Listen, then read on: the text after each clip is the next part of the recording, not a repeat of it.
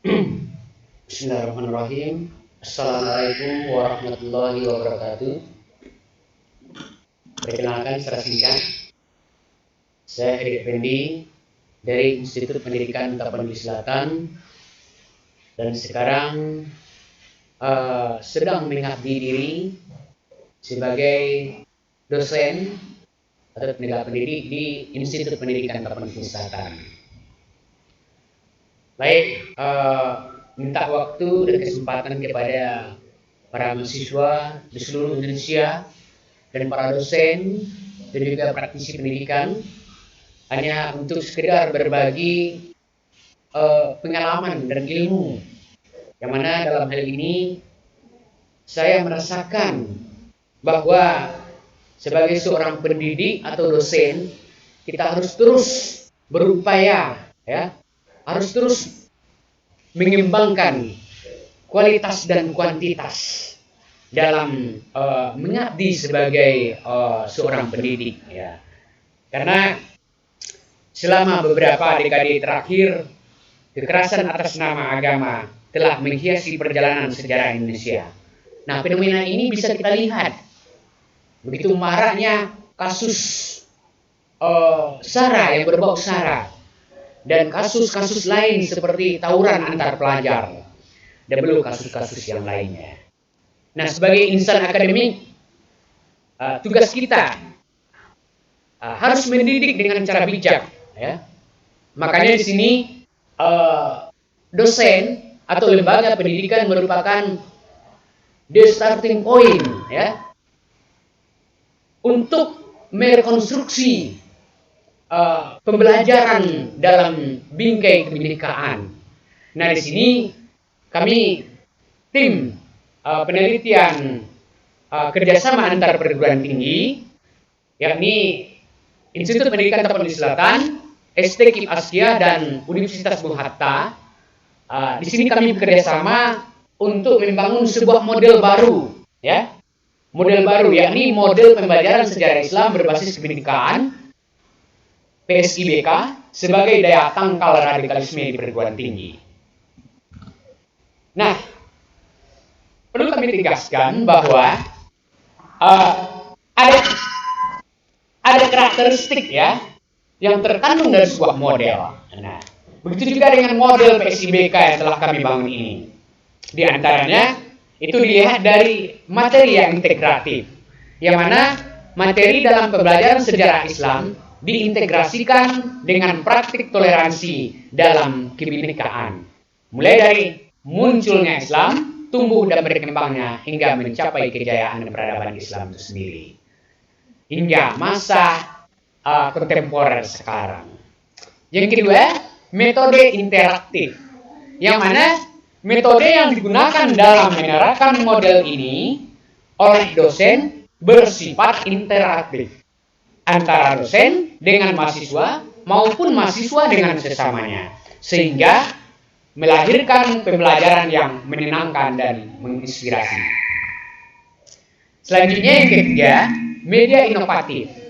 Artinya media yang digunakan dalam perkuliahan memiliki nilai kebaharuan serta melahirkan kreativitas mahasiswa dalam menciptakan berbagai jenis media praktik.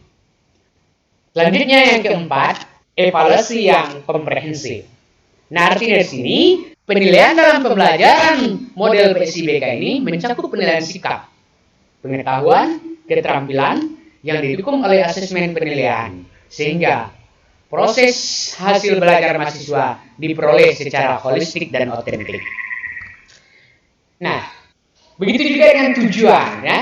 Tujuan model PSIBK ini dengan mempelajari sejarah Islam melalui model pembelajaran sejarah Islam berbasis kebinekaan ini akan melahirkan mahasiswa yang mampu bersikap toleransi, bekerja sama, berkolaborasi, santun, religius, kreatif, cinta tanah air, empati, disiplin, tanggung jawab, serta menerapkan nilai-nilai modernisme dalam keberagaman dalam konteks keindonesiaan, beriman, bertakwa, dan berkepribadian utuh sesuai dengan tujuan pendidikan nasional. Nah, dan tak kalah penting lagi yang harus ya ada dalam sebuah model pembelajaran itu adalah penting sekali bagi kita semua. Bahwa ya di sini perlu kami jelaskan beberapa langkah-langkah atau sintak dalam model PSIBK itu sendiri. Yang pertama, yakni pengantar perkuliahan, di mana pada kegiatan pengantar perkuliahan ini, dosen membangun iklim belajar yang kondusif bersama mahasiswa.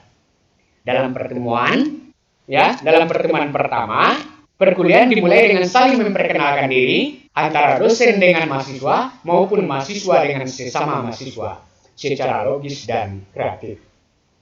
Selanjutnya yang kedua, mengorganisasikan mahasiswa berbagi inspirasi, di mana dosen memberikan kesempatan kepada mahasiswa dalam durasi singkat maksimal 7 menit. Tiap tampil dalam tiap pertemuan untuk berbagi inspirasi dengan tema misalnya indahnya keberagaman dan mulianya toleransi.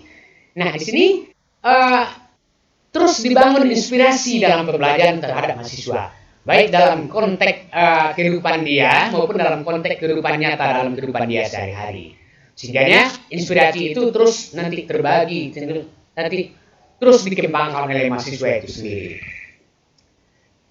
Yang ketiga, mengorganisasikan kelompok heterogen, di mana dosen membimbing setiap kelompok yang telah dibentuk agar melakukan interaksi secara efektif dan efisien dengan memprioritaskan heterogenitas mahasiswa.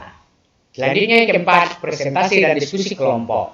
Pada kegiatan ini, dosen membimbing kelompok presentasi hasil kerja mereka. Presentasi maksimal 15 menit.